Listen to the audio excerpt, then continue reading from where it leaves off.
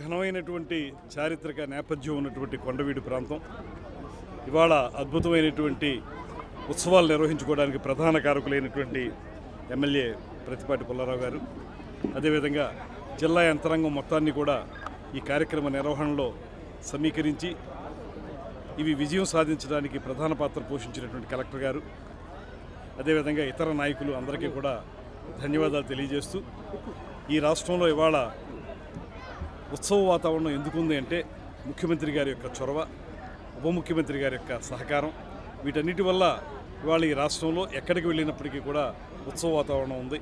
అందుకే ఈ 18 నెలల కాలంలో అనేక ఉత్సవాలను అనేక ప్రాంతాల్లో నిర్వహించుకున్నాం.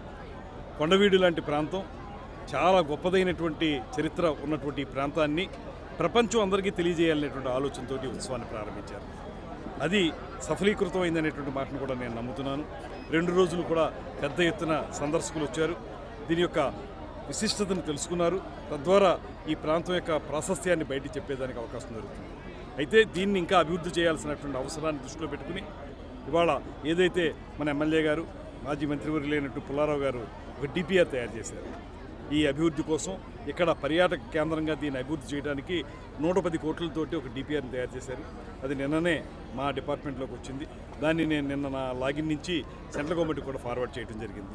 నేను గట్టిగా నమ్ముతున్నాను, ఇలాంటి హిస్టారికల్ ఇంపార్టెన్స్ ఉన్నటువంటి ప్రాంతాలని సెంట్రల్ గవర్నమెంట్ కూడా పూర్తిగా సహకరిస్తుంది. కాబట్టి ఈ డిపిఆర్ తప్పనిసరిగా శాంక్షన్ అవుద్ది.